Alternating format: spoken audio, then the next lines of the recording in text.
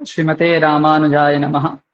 नवः प्रणवशोभितं नवकसाय खण्डाम्बरं त्रिदण्डपरिमण्डितं त्रिविधतत्त्वनिर्वाहकं दयाञ्चितदृगञ्जनं प्रथितवादिवाग्वैभवं क्षमादिगुणसागरं शरणमेमि रामानुजं सर्वेभ्यो नमो नमः। मङ्गलादीनि मङ्गलमध्यानि मङ्गलान्तानि च इत्युक्तरीत्या अस्य कार्यक्रमस्य शुभारम्भहेतोः वैदिकमङ्गलचरणार्थं महर्षि शान्तिनि राष्ट्रीय वेद विद्या प्रतिष्ठानतः भारत सर्वकारेण वेद विभूषण पदेन अलंकृताः श्रीमन्तः विपिन भट्टराय महाभागाः विनिवेद्यन्ते यत् ते अत्र आगत्य वैदिक मंगलाचरणेन अस्य कार्यक्रमस्य शुभारम्भं कुर्युरिति श्रीमन्तः विपिन भट्टराय महाभागाः। हरि ओम अथ मेधा सुक्तम् हरि ओम सादासपाते मदभूतं प्रियामिन्द्रस्य काम्यं सानिं मेधामाया शिखगुस्वाहा जामेधान् देवगणाः पितरश्चोपासते धायामामधिया मे धायागणे मेधाविनं कुरु स्वाहा मेधां मे वरुणो दधातु मेधामग्निः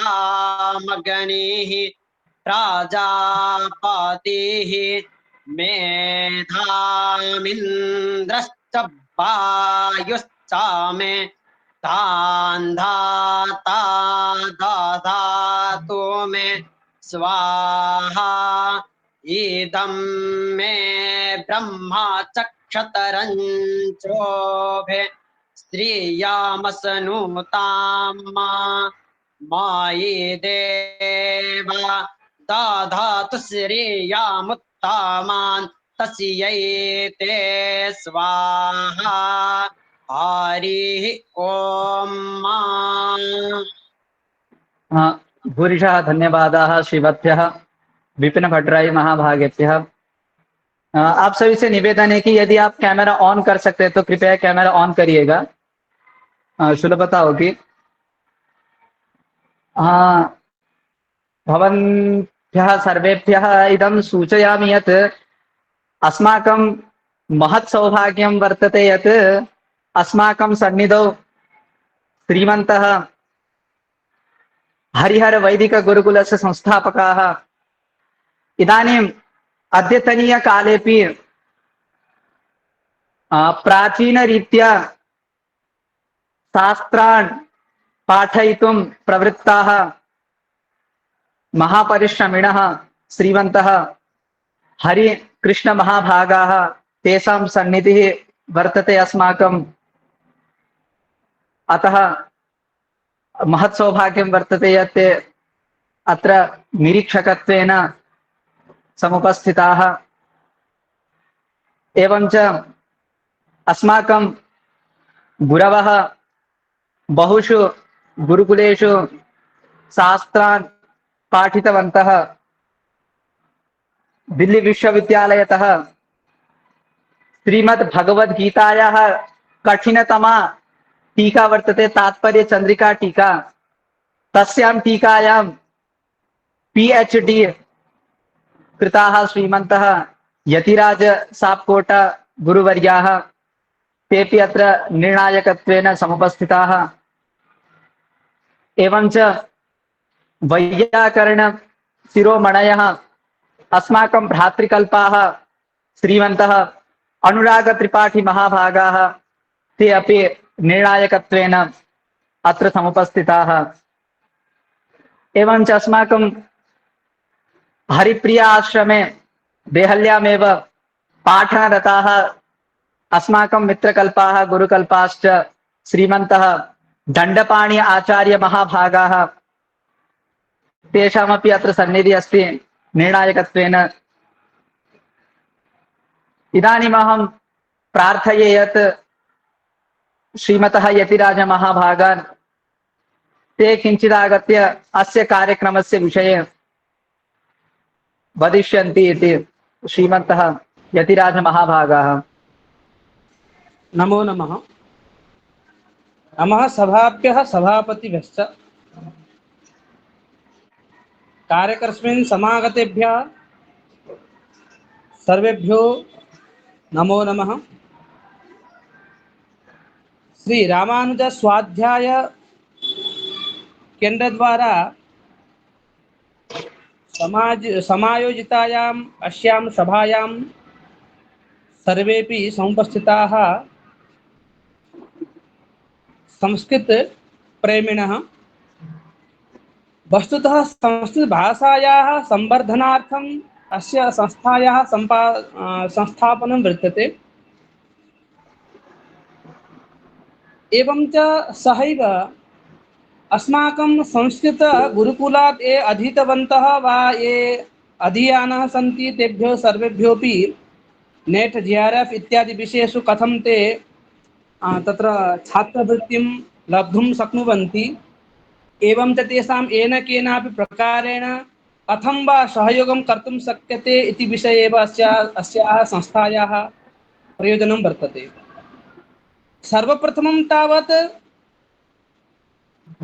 भाषायाः सम्यक् ज्ञानं न भवति चेत् यस्य तथ्याङ्गस्य सारतत्त्वं ज्ञातुं न शक्यते। भाषणात् भाषा इति उच्यते, अतः व्यवहारेपि सर्वथा अस्माभिः एव संस्कृतभाषा माध्यमेन यावत् शक्यते। प्रथमं तावत् अहं सम्यक् न जानामि, यदा जानामि तदा वक्ष्यामि इति विचारः न कर्तव्यः। यावत् ज्ञायते यावत् शक्यते संस्कृतज्ञैः सह संस्कृतभाषा माध्यमेन एव सम्भाषणं कुर्वन्ति चेत् भाषायाः प्रवाहः सम्यक् भवति। अतः विशेषतया छात्राणां सम्यक् भाषा सम्यक् भवेत् इति धिया एव कार्यक्रमं समायोजितं वर्तते। सर्वैः सहभागं गृह्णन्तु, एवं च स्वमित्राणि अपि आह्वयन्तु। यावत् वक्तुं शक्नुवन्ति तत्र नागच्छति एव निर्लज्जतया। यथा ग्रामे केचन तथा ज्येष्ठाः वृद्धाः जनाः भवन्ति, लिखितुं न पारयन्ति परन्तु सम्यक् सम्भाषन्ते। कथम् इति चेत् तेषां सम्भाषणे अभ्यासः वर्तते। अतः संस्कृतभाषा कठिना अस्ति इति न चिन्तनीयम्। अहं न जानामि इति न चिन्तनीयम्। अस्माकं गुरुकल्पाः श्री गोविन्दाचार्य महाभागाः कथयन्ति स्म, स्व अध्ययने सर्वदापि बालकवत् चिन्तनीयम्। अतः अहं सर्वान् छात्रान् सूचयामि यत् भवन्तः सर्वेपि संस्कृतभाषा माध्यमेन प्रयत्नं कुर्वन्तु, कार्ये भागं गृह्णन्तु। मम शुभाशयाः एवं च सहैव श्री रामानुज स्वाध्याय केन्द्र संचालकेभ्यो सर्वेभ्यो भूरिशः धन्यवादान् एवं च शुभाशयं प्रकटयामि। अयं कार्यक्रमः निरन्तरतया गतेत्, एवं च छात्राणां संवर्धनमपि भवेत् इति उक्त्वा मम वाणी अत्रैव विरमामि। जयतु संस्कृतम्। धन्यवादः। अहं क्षमा प्रार्थयत्, अत्र श्रीमताम् एकनारायण पौडेल महाभागानामपि सन्निधिः वर्तते। ते इदानीं शोधसमीक्षकाः वैदिकगणस्य दिल्ली प्रान्तीय अध्यक्षाश्च सन्ति। ते अपि निर्णायकत्वेन अत्र समुपस्थिताः। तेभ्योऽपि हार्दिकं धन्यवादान् ज्ञापयामि। इदानीं च अहं किञ्चित् अधिकं विवक्षुरस्मि यत् अयं कार्यक्रमः प्रत्येकम् अमावास्यायां पूर्णिमायां च भविष्यति इति। यदि कश्चित् अस्मिन् कार्यक्रमे वक्तुम् असमर्थश्चेदपि आगामिनि कार्यक्रमे वक्तुं ते समर्थाः इति। इदानीं वेदव्यास कैंपस तः शिक्षाशास्त्रकृताः सुश्र्यः दीपिका कौशल महाभागाः विनिवेद्यन्ते ते अत्र आगत्य स्वकीयविषयान् प्रस्तुवन्तु इति श्रीमत्यः दीपिका कौशल महाभागाः। जी धन्यवादाः। अहं स्क्रीन् शेर् करोमि, दृश्यते चेत् वदन्तु इति।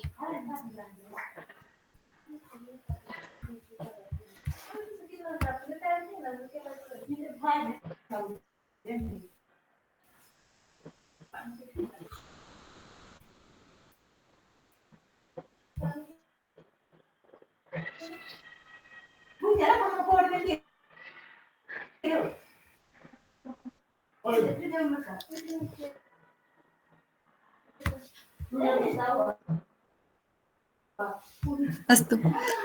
मूकं करोति वाचालं पङ्गुं लङ्घयते गिरिं यत्कृपातमहं वन्दे परमानन्दमाधवम्।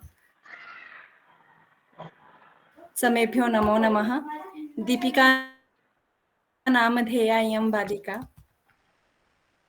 मम विषयः वर्तते क्रियाजन्यफलाश्रयकर्म इति विवेचनम्। अस्तु, तत्र आदौ धातोः अर्थद्वयं भवति। प्रथमः व्यापारः, तदनु फलम्। इदमवधेयं यत् प्रत्येकस्य धातोः भिन्नः व्यापारः, भिन्नं च फलं भवति। उदाहरणार्थं यथा गमधातुं स्वीकुर्मः, यथा गमधातुः अस्ति, गमधातोः अपि अर्थद्वयं, व्यापारः फलं च। गमधातोः व्यापारः अस्ति गमनव्यापारः, फलमस्ति संयोगफलं। किमिदं गमनव्यापारः किञ्च संयोगफलम् इत्यादि सर्वम् अग्रे पठामः। अस्तु, यद् व्यापारः अस्ति धातोः अर्थः, तस्य व्यापारस्य कश्चित् आश्रयः भवति। स च आश्रयः कर्ता इति कथ्यते। नाम यस्मिन् व्यापारः उत क्रिया तिष्ठति।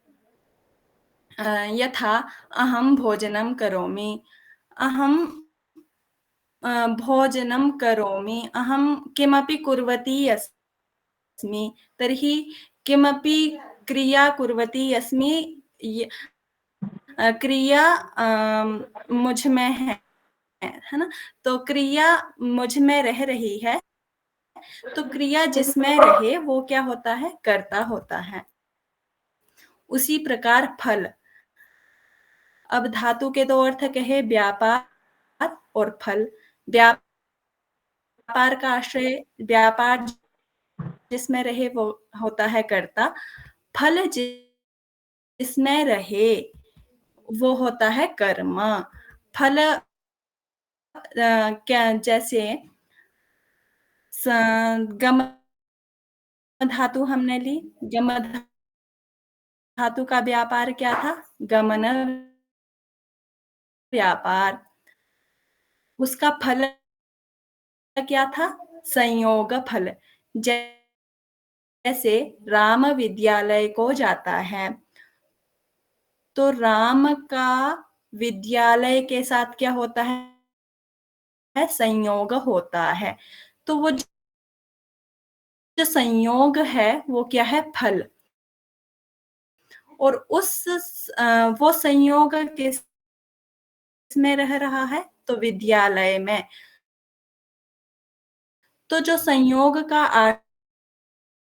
आश्रय होगा वही क्या है, फल का आश्रय। तो फल का आश्रय क्या कहलाएगा, कर्म कहलाएगा। उसके बाद ये कर्म हमने पढ़ा, कर्म क्या चीज, पाणिनि जी ने सूत्र बताए हैं तमम कर्म कीदं सूत्रमिति चेत् कर्म संज्ञा सूत्रमिदम् अस्य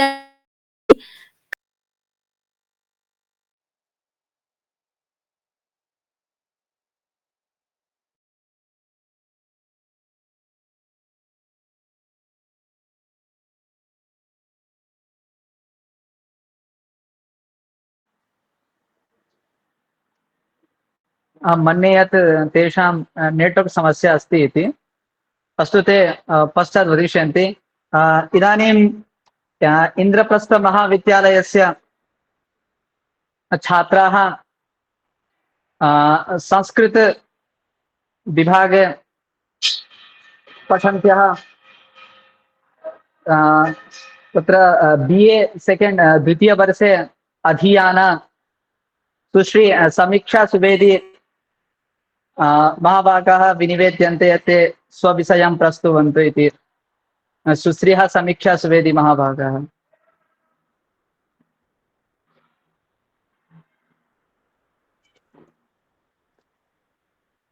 निधाय हृदि विश्वे संविधाय गुरुवन्दनं बालानां सुखबोधाय क्रियते तर्कसंग्रहः। सर्वेभ्यो नमो नमः। मैं समीक्षा सुवेदी आप सभी के समक्ष आज तर्क संग्रह के अनुसार पृथ्वी का निरूपण करूंगी। तत्र गंधवती पृथ्वी सा द्विविधा नित्या अनित्या चेति। नित्या परमाणु रूपा अनित्या कार्य रूपा। पुनस्त्रिविधा शरीरेन्द्रिय विषय भेदात्। शरीर अस्मदीदानाम् इंद्रिय गंध ग्राहकम घ्राणम तच्च नास प्रवृत्ति विषयो मृत पाषाण आदि। एकक्षणम् यहाँ प्रसंग है कि अत्र दीपिका महाभागः एतः परं वक्ष्यन्ति इति। अस्तु, कहिए। यहाँ प्रसंग है कि पृथ्वी कैसी है, पृथ्वी का जी क्या लक्षण बदामि है। वा न इदानीं नैव, इतः परं। जी सुनाई दे रहा था या बीच में कट रहा था ऐसा? नहीं, आप लेफ्ट हो गई थी अभी बीच में। इनकी बात आइए करिएगा। इसे तर्क संग्रह के अनुसार जाने जो मैं लेफ्ट हो गई थी। जी अस्तु। जो न्याय शास्त्र का प्रवेश द्वार है, जहाँ पूर्व के श्लोकों में द्रव्य के प्रकार इत्यादि का वर्णन मिलता है, वहीं यहाँ तर्क संग्रहकार अन्नम भट्ट जी के बताते हैं कि वो गंधवती पृथ्वी जिसका धर्म गंध है, जिसका गंध धर्म है, वो पृथ्वी चाहे पाषाण चाहे पर्वत चाहे मिट्टी सब गंध आदि पृथ्वी, वह पृथ्वी तत्र गंधवती पृथ्वी सा द्विविधा जिसके दो प्रकार हैं, जो दो प्रकार से विभाजित है। नित्या अनित्या चेति। नित्या तथा अनित्या पृथ्वी अर्थात नित्या पृथ्वी और अनित्या पृथ्वी।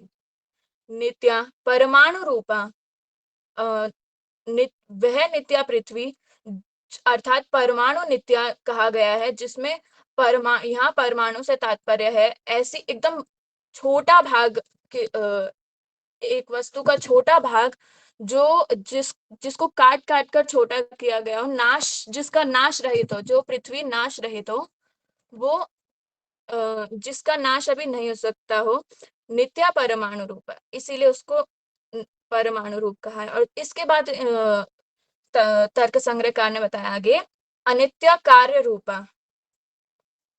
कार्य रूपा से यहाँ पर तात्पर्य है जो चीज कार्य रूप में दिखती हो, जैसे पाषाण प्रयत्न वृक्ष पेड़ पौधे बाग बगीचा इत्यादि। जो पत्थर भी एक दिन टूट जाता है, नष्ट हो जाता है। ये पृथ्वी में दिखने वाली सामान्य पुस्तक भी एक दिन नष्ट हो जाती है और सबका अंत होता है। ये सब नाशवाहक पदार्थ है, ये घटपट पदार्थ, यहाँ का द्रव्य, यहाँ की सामग्री इत्यादि सब का अंत होता है, सबका नष्ट होता है। अर्थात यह पृथ्वी नाश होगी, अर्थात यह पृथ्वी का नाश रूप है जो बाहर से दिखता है। पुनस्त्रिविधा, पृथ्वी का दोबारा 3 बार विभाजित किया गया है।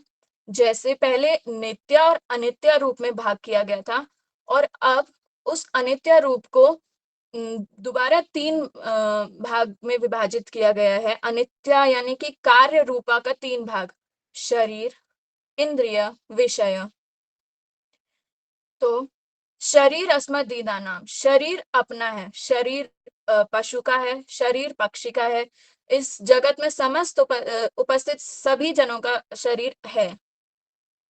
यह अनित्य कार्य रूप का ही मतलब एक भाग है जो नाश कारक है। इंद्रिय गंध ग्राहकम घ्राणम, अब इंद्रिय से यहाँ तात्पर्य है जो गंध को ग्रहण करने वाला, जो घ्राण इंद्रिय हमारा, जिसको हम घ्राणम कहते हैं, जो नाक तच्च नासाग्र प्रवर्ती, जो नाक के ऊपरी भाग में मतलब किसी चीज को सूंघने की शक्ति हो। तो इंद्रिय हमारा मतलब उस चीज को इंद्रिय कहते हैं। जैसे आंख है, आंख में जो दिखने वाली वस्तु है, जो देखती है, जो उसकी खूबी है, वो उसको इंद्रिय कहते हैं। तो वैसे ही नाक के जो सूंघने वाली खूबी है हमारी, जो सूंघने वाली शक्ति है, उसको इंद्रिय कहा गया है। तो यहाँ पर कहा गया है कि पृथ्वी को किस चीज से पता लगाएं, अर्थात सूंघ कर, अर्थात मतलब नाक से, मतलब उस पृथ्वी को गंध तो नाक से ही पता चलता है, नाक की उस खूबी से।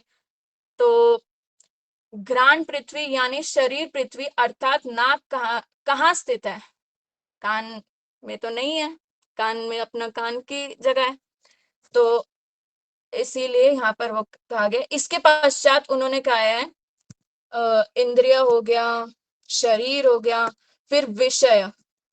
विषय हमारा जो मृत पाषाण है, मृत से यहाँ तात्पर्य है मिट्टी, पाषाण से पत्थर इत्यादि, अर्थात पर्वत, बाग, बगीचे, जो भी समस्त वस्तु जो नाश की तरफ, मतलब जिनका एक दिन नाश होता है, जो मतलब नित्य की तरफ जाती है, सत की तरफ बढ़ती है, जिनका नाश नहीं हो सकता, मतलब नाश होने के बाद आगे मतलब उसमें जाती हैं, इसका अर्थात वही है। तो फिर ये उन सब, ये उस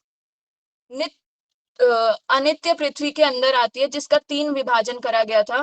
तो उन सब का विषय, अर्थात ये उन सब का एक कंटेंट है। तो दृश्य में आने वाली वो पृथ्वी, वह गंधवती पृथ्वी, जिसका नाक से पता चलता है, वह पुनः विभाजित नित्य अनित्य रूप से है। नित्य अर्थात परमाणु रूप से, और अनित्य अर्थात कार्य रूप से। और अनित्य का पुनः विभाजित हुआ गया है, जिसमें दूसरी तरफ से हमने देखा, जिसमें शरीर के माध्यम से, इंद्रिय के माध्यम से और मृत पाषाण आदि के माध्यम से हमने पृथ्वी को समझा। तो सार केवल इतना ही है, और बस, धन्यवाद। और इसका लक्षण है तत्र समवायेन गंधवती पृथ्वी।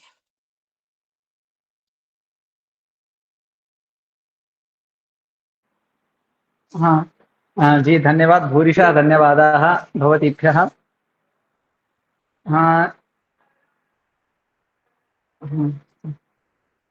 इदानीं दीपिका कौशलमहाभागाः ते स्वकीयान् विषयान् अग्रे प्रस्तुवन्तु इति प्रार्थये। दीपिका कौशलमहाभागा। जी।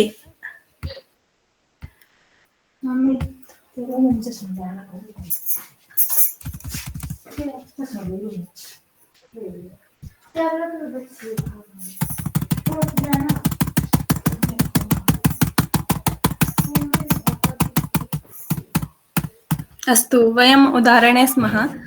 तर्हि व्यापाराश्रयः कर्ता यः चैत्रः अस्ति, सः गमनव्यापारं करोति। तेन गमनक्रियया किमपि जन्यं भवति। किं? फलं। फलं किमत्र? संयोगः फलं। तर्हि क्रियाजन्यसंयोगः अत्र संयोगः फलं, स च संयोगः क्रियाजन्यः वर्तते। संयोगः ग्रामे अस्ति तर्हि संयोगाश्रयः कः? ग्रामः इति। संयोगः फलमस्ति इति कारणत्वात् फलाश्रयः अपि ग्रामः। तर्हि ग्रामस्य संयोगाश्रयत्वात् फलाश्रयत्वात् कर्मसंज्ञा इति। कर्मसंज्ञा कारणत्वात् कर्मणि द्वितीया इति सूत्रेण द्वितीया विभक्तिः। यतोहि कर्मणि द्वितीया सूत्रस्य अर्थः अस्ति यत् कर्मवाच्ये यस्मिन् कर्मवाच्ये द्वितीया स्यात् इति।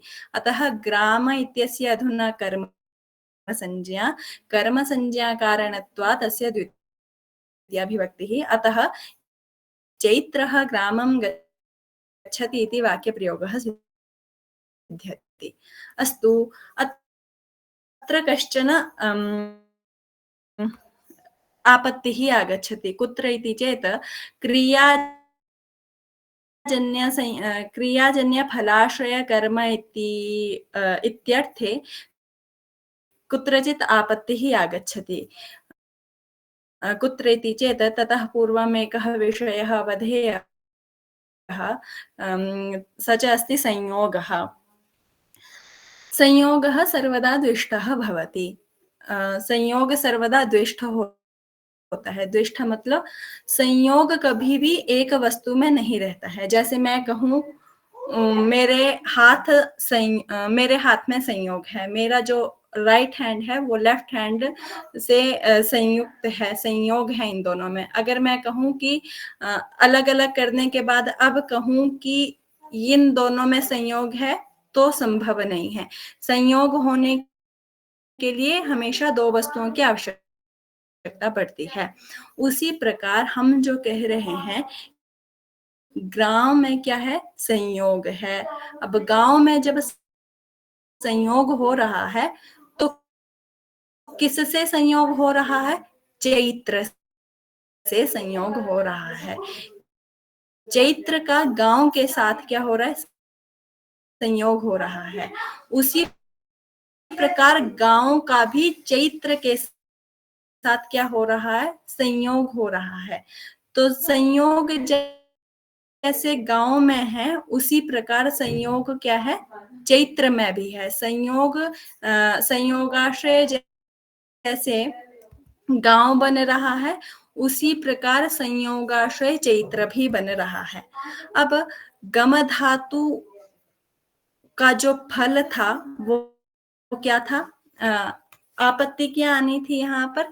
तो आपत्ति है चैत्रः चैत्रं गच्छति इत्यापत्तिः, कि हम जो कह रहे हैं चैत्रः ग्रामं गच्छति, यहाँ पर गांव की कर्म संज्ञा करने के बाद आप द्वितीया विभक्ति का प्रयोग कर रहे हो।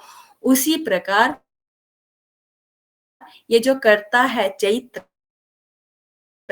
इस कर्ता में भी कर्म संज्ञा हो रही है और कर्म संज्ञा होने के कारण द्वितीया विभक्ति की आपत्ति है, जिसके कारण चैत्रः चैत्रं गच्छति इस प्रयोग की आपत्ति आने लगेगी। कैसे? यतोहि चैत्रनिष्ठ संयोगः यथा ग्रामे विद्यते तथैव ग्रामनिष्ठ संयोगः चैत्रेऽपि वर्तते। पुनश्च यथा संयोगाश्रयः ग्रामः विद्यते तथैव संयोगाश्रयः चैत्रोऽपि अस्ति। तदनु संयोगाश्रयत्वात् यथा ग्रामस्य अस्माभिः कर्म संज्ञा कृता, कर्म संज्ञा कारणत्वात् ग्रामे द्वितीया विभक्तिः, तद्वदेव संयोगाश्रयः चैत्रे अस्ति। संयोगाश्रयत्व नाम फलाश्रयत्व, फलाश्रयत्व कारणत्वात् चैत्रस्यापि कर्म संज्ञा भवतु, तदनु तस्मिन् चैत्रे द्वितीया विभक्तिः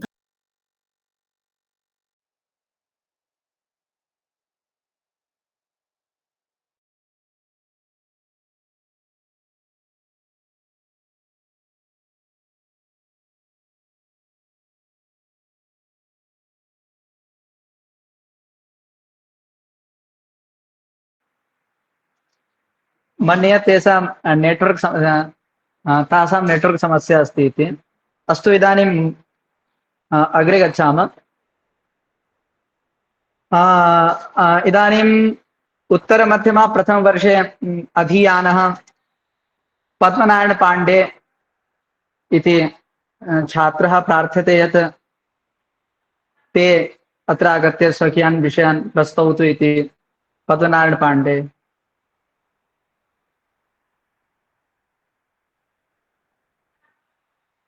म्यूट है आपका। ज्ञानानन्दमयं देवं निर्मलं स्फटिकां कृते आधारं सर्ववेद्यानां हयग्रीवं पाश्महे। नमः सर्वेभ्यो प्रणमामि विद्वद्वृन्देभ्यः। अत्र अहं शुद्ध्युपास्य इति विषये यथामति विवक्ष्यामि। विदुषाम् आशिषं कामये तथा यथा तच्च यथा सुदीधन उपास्यः इति स्थितौ पराशन्निकर्षः संहिता इत्यनेन सूत्रेण संहिता संज्ञायां या संज्ञा सा फलवती। अत्र फलस्तु यणादेशः। यत्र यत्रापि संज्ञा भवति तत्र तत्रापि फल निश्चयेन भवति खलु। अत्र तस्मिन् इति तो दो निर्दिष्टे पूर्वस्य जो है वो पूर्व है, पांच जो है हाँ दीपिका जी आप लेफ्ट हो गई थी, फिर से आपका नेटवर्क कनेक्शन थोड़ा सही नहीं है। अभी वो बोल रहे हैं, उसके बाद फिर क्षमा चाहता हूँ आपसे। तस्मिन् इति निर्दिष्टे पूर्वस्य स्थानेन्तरतम इति सूत्रद्वय सहकार्येण इको यणचि जी इति जी जी सूत्रेण यडि शुधय धन उपास्य इति जाते अनचिच इति सूत्रेण द्वित्वपक्षे अनचिच इति सूत्रेण द्वित्वपक्षे शुधय उपास्य इति जाते द्वित्वा भावे पक्षे शुधय उपास्य इति जाते जलां जसि इति सूत्रेण धकारस्य जस्त्वे शुदधय उपास्य इति जाते दधय वर्णानां संयोग संज्ञायाम् अलोन्त्यस्य इति सूत्रसहकार्येण संयोगान्तस्य लोपः इति सूत्रेण यकारस्य लोपे प्राप्ते यणः प्रतिषेधो वाच्यः इति वार्तिकेन तन्निषेधे वर्णसम्मेलने शुद्ध्युपास्य इति रूपं सिद्धं। द्वितीय पक्षे यदा अनचिच इति सूत्रेण द्वित्वा भावे पक्षे शुद्ध्युपास्यः इति रूपं सिद्धम् इति विरमामि। सर्वेभ्यो धन्यवादाः। धन्यवादाः पद्मनारायण पाण्डेभ्यः। इतः परं एतद् वक्तुं पारये यत् न्यूनातिन्यूनं 5 निमेषात् मकं भाषणम् अथवा 5 निमेषात्मिका विषयप्रस्तुतिः भवेदिति। इदानीं दीपिका कौशल महोदयाः अग्रे उच्यन्तामिति।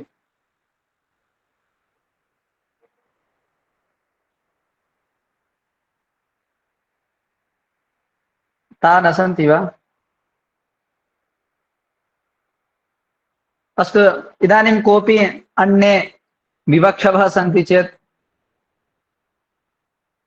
वक्तुं पारयन्ति। अन्ये कोऽपि सन्ति वा वक्तुं? नमः सर्वेभ्यः। नमो नमः। तत्र अहं किमपि यत्किञ्चित् विषयम् अधिकृत्य तत्र अस्याः सभायाः विषये किञ्चित् विवक्ष्यामि, भवताम् अनुमतिं कामये। आम् अस्तु। ॐ वेद वेदांग वेदांत न्याय शास्त्रार्थ कोविदम् अस्मदाचार्यवर्यं श्री गोविन्दार्यं समाश्रये। नमः सर्वेभ्यः। भवन्तः सर्वेपि जानन्ति यत् अयं कार्यक्रमः तत्र विद्यार्थिनां ये च विद्यार्थिनः सर्वं शास्त्रं पठितवन्तः, यत्किञ्चित् पठनीयं तत्सर्वं पठितवन्तः, परन्तु तेषां यत् शैली वर्तते प्रस्तवन शैली यद विद्यते सा शैली उत्कटिता न भवति, उद्घाटिता न भवति, तत्र तेषां भयः उत्पद्यते, तत्र बहुशः भीतिर्जायते, तस्य निवारणाय अयं कार्यक्रमः महोदय विद्यते इति अस्य मूलार्थः। महोदय हिन्द्यां भविष्यति चेत् सर्वेपि अवगन्तुं पारयन्ति इति, आम् अवश्यम्। अथवा किञ्चित् सरलसंस्कृते भवेत् वा? आम् अवश्यम्। तत्र यह जो कार्यक्रम है, इस कार्यक्रम का जो प्रथम उद्देश्य है, जो प्रधान उद्देश्य है, यह उद्देश्य यही है कि हमें सुनने में आता है कि यदि कोई लघु कौमुदी पढ़ ले, रचनानुवाद कौमुदी पढ़ ले, उसके बाद वह संस्कृत बोलने में सक्षम हो जाता है। यह हम सुनते भी हैं और किसी को हम बोलते भी हैं और बाहर जानते भी हैं, और शास्त्र में लिखा भी रहता है कि यदि कोई लघु कौमुदी पढ़ ले तो वह बोलने में सक्षम होता है। लेकिन ऐसा होता नहीं है वास्तविक, क्योंकि सब कुछ पढ़ लेने के बावजूद भी हमारे जिह्वा में वह शब्द नहीं आ पाते जो हम चाहते हैं।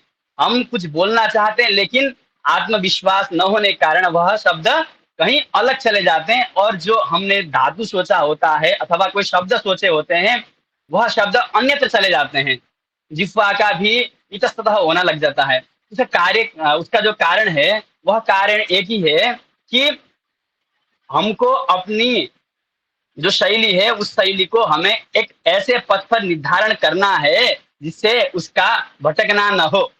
तो वह जो कार्यक्रम का जो मूल स्थिति है वह भी यही है कि विद्यार्थी आए और यहाँ पर आकर के जो अपनी जो शैली होगी, जो हम जो प्रस्तुत करने की जो शैली होती है उस शैली को बना के रखें।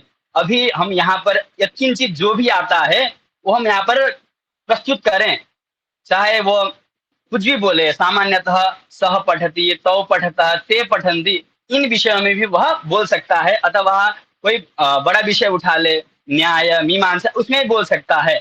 सबके लिए यहाँ पर हम स्वागत करते हैं। लेकिन उससे क्या होगा कि आज वह यहाँ बोलेगा, कल दूसरे मंच में जाकर के बोलेगा, परसों विद्वत सभा में बोलेगा। इस सभा का नाम है वाक संवर्धिनी सभा, अर्थात जहाँ पर वाणी का विकास हो। अभी वास्तविक रूप में संस्कृत पढ़ने वाले बहुत सारे हैं, बहुत सारे हैं। यदि हम देखने जाएं, अपना रिजल्ट भी देखें तो उसमें हमें करोड़ों करोड़ों में अपना रिजल्ट में क्रमांक याद आता है। तो इतने लोग हैं, लेकिन इतने लोग होने के बावजूद भी संस्कृत बोलने में जो सक्षम है वह किंचित ही लोग हैं। उसका कारण यह है कि उनका अभ्यास नहीं हो पाता और वो डर के कारण दूर चले जाते हैं।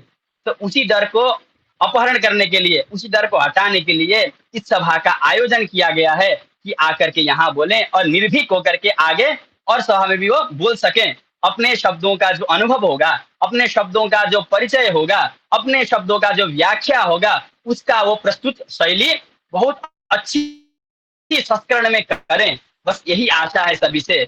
और जो भी विद्यार्थीगण हैं, आपके पास यदि कोई विद्यार्थी हैं, उनको आप कहें कि कुछ में भाग ले लो, उनको आप प्रोत्साहित करें कि यह जो कार्यक्रम है, यह कार्यक्रम प्रत्येक अमावस्या एवं पूर्णिमा को कराया जाएगा।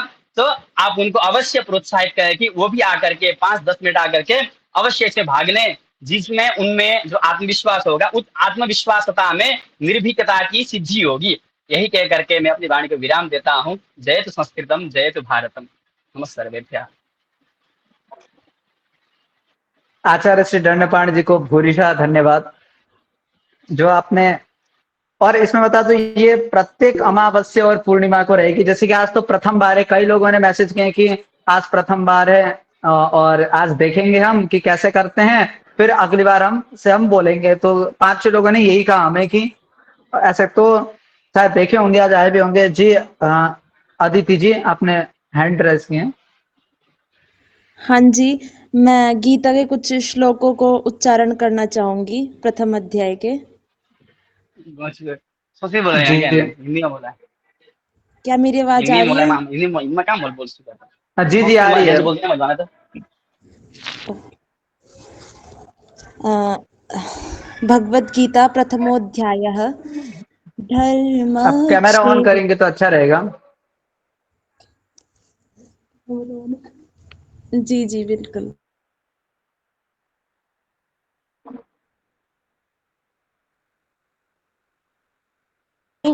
चाहिए, बस थोड़ा सा टाइम मिलेगा।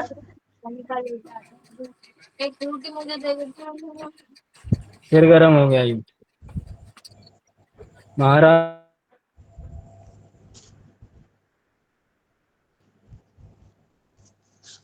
जी ऐसे ही नहीं बोल सकते, जी जी कहिए। प्रयास अगली बार से हो जाएगा थोड़ा, क्योंकि अचानक से मैंने भी प्रस्तुति भी तैयार की है। जी जी बहुत धन्यवाद। जी जी। शुभकामना।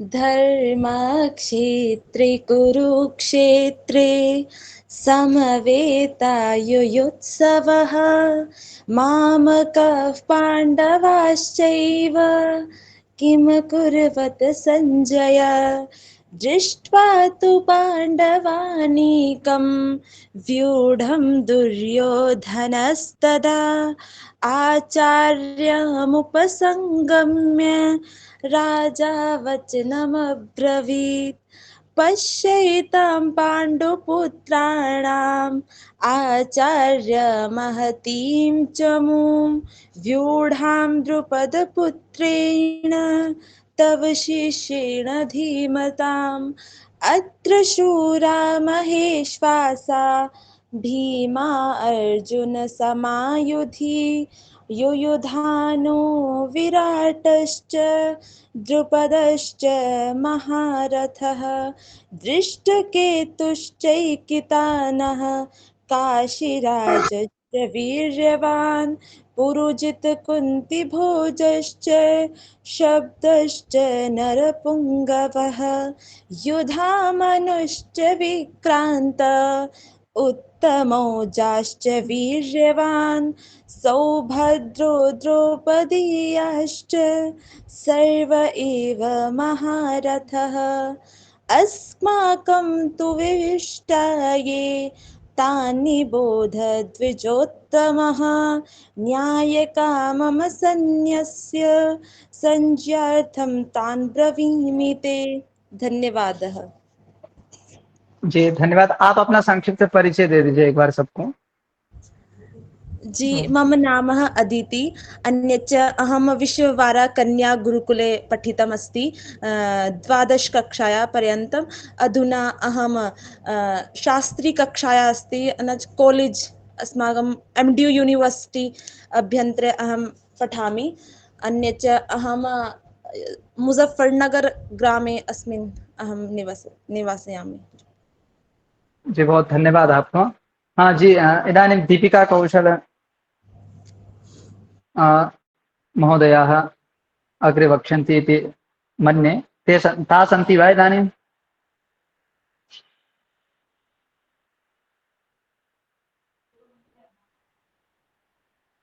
मन्ये तेषां नेट्वर्क् समस्या अस्ति। अग्रिमे कार्यक्रमे ताः वक्ष्यन्ति इति। इदानीं कोऽपि अन्ये वक्तारः सन्ति चेत् उच्यन्ताम्। अस्तु इदानीं कार्यक्रमस्य समाप्तिं प्रति गच्छामः। मैं एक बार हिंदी में बता दे रहा हूँ, यदि आपको कुछ कहना है अगले, क्योंकि प्रत्येक पूर्णिमा और प्रत्येक अमावस्या को यह कार्यक्रम चलेगा आगे से, तो यदि आपको जो विषय तो आप बताने की जरूरत नहीं है, लेकिन आप यदि कहना चाह रहे हैं तो हमको एक दिन पहले सूचित कर दीजिएगा कि हम यह विषय बोलना चाह रहे हैं। आपसे सबसे निवेदन है। और आप अन्य जो आपके मित्रगण हैं, अथवा यदि आप टीचर है तो अपने स्टूडेंट को, अपने छात्रों को भी प्रेरित कर सकते हैं बोलने के लिए कि ये जो मंच है, आप जितना बोलेंगे उतना ही वाणी का विकास होगा। जिस प्रकार आचार्य दंडपाणि जी ने बताया कि हम जानते तो सब हैं, पूरा लोकमत पढ़ लिया फिर बोल नहीं पाते, तो बोलने के लिए एक मंच की आवश्यकता रहती है। तो उसी आवश्यकता को पूर्ति हेतु इस कार्यक्रम का आयोजन किया गया है। तो आज तो प्रथम दिवस था, अथवा ये प्रथम कार्यक्रम था, तो कई लोगों को विदित नहीं था इस कार्यक्रम का ज्ञान नहीं था, और कई लोगों को ऐसा था कि कैसे बोला जाता है, क्योंकि ये प्रायः उतना होती नहीं है ऐसी सभा, इधर दिखाई नहीं देती है, तो कैसे बोलना है ये भी बहुत सारे के अंदर भय था। तो कई सारे लोग आए, देखें आज। तो अब अगली बार से आप कह सकते हैं, अथवा किसी अन्य को प्रेरित कर सकते हैं। जी शिवम जी, आप दिखा रहे हैं। शिवम जी, ठीक है। तो कार्यक्रम के समाप्ति और ले जाते हुए सब लोग शांति पाठ के साथ ओम पूर्णमदः पूर्णमिदं पूर्णात् पूर्णमुदच्यते पूर्णस्य पूर्णमादाय पूर्णमेवावशिष्यते। ओम शांति शांति शांति। श्रीमते रामानुजाय नमः। सर्वेभ्यो नमो नमः। अब अगले पूर्णिमा को मिलते हैं। नमस्कारः, धन्यवादः सर्वेभ्यः। नमो नमः। हाँ, नमो नमः। धन्यवादः। अहं कर्तुं शक्नोमि वा? इदानीं इदानीं न, नमः अग्रिमे, पण अहं शास्त्री न। आमां मह्यं तत् मेसेज् कर्तुं कृत्वा एकं वारं नमस्कार उच्यताम्। गुरुजी, एक बात पूछ सकते हैं आपसे? जी जी। हाँ, अगर जैसा आप लोग बात कर रहे हो संस्कृत में, वैसा हम लोग अगर बात करना चाहे तो कब तक, कैसा सीखना पड़ेगा बोलकर? नहीं, आप हिंदी में भी बोल सकते हैं, जरूरी नहीं संस्कृत में बोलना है, लेकिन संस्कृत में आप टूटा फूटा भी संस्कृत बोलेंगे, गलत ही बोलेंगे, लेकिन बोलते बोलते ही आएगा। लेकिन एक बार तो हाँ। किसी ना किसी गुरु से आपको संस्कृत सीखना ही पड़ेगा, अथवा ऐसी जगह पर आप जाकर रहना पड़ेगा जहां पर संस्कृत का माहौल हो, अथवा किसी से आप व्यक्तिगत रूप में अथवा कक्षा लेकर ही आपको पढ़ना पड़ेगा संस्कृत। एक बार तो एक मार्गदर्शक की तो आवश्यकता रहती है मतलब कोई भी अगर चीज ऐसी सीखने के कोई लिए। जगह है क्या जहाँ हम जाके 1 हफ्ता 10 दिन रह के सीख कर आ सकते हैं? अब कुछ दिनों में तो केंद्र से ही संस्कृत सिखाने के लिए कक्षा रखी जाएगी। कुछ दिनों में आप संस्कृत भारती इत्यादि जाकर भी आप पढ़ सकते हैं। अच्छा, स्थान पता है तो बता नहीं, सकते हैं। अगर अपने इसमें संस्था में है तो फिर इसी में ज्वाइन हो जाते हैं हम लोग। आवाज नहीं आया आपको? हाँ जी, आपका आवाज नहीं सुनाई दिया। नहीं मतलब अगर आप संस्था के द्वारा सिखाते हैं तो हम लोग यहीं पर ज्वाइन हो जाएंगे बोल। हाँ, वो कुछ माह बाद प्रारंभ होने जा रही है वो कक्षा भी। अच्छा ठीक है गुरुजी, नमस्कार, धन्यवाद। नमस्कार, नमो नमः। सर्वेभ्यः नमो नमः। अग्रिम कार्यक्रम के लिए सभी को शुभकामना। 15 दिन है, आप तैयारी कर सकते हैं, पर्याप्त समय है 15 दिन तक तैयारी करने के लिए। तैयारी करते हूँ गुरुजी, और धन्यवाद। मेरे को एक बार मैसेज करके बता दीजिएगा कि मैं बोलने वाली हूँ अथवा बोलने वाला हूँ। हाँ ठीक है गुरुजी, बहुत अच्छा है नमस्ते, आपका दंडवत। प्रोग्राम। अरे बहुत अरे अच्छा है गुरुजी, नमस्कार। नमस्कार, नमो नमः, पुनर्मिलामः।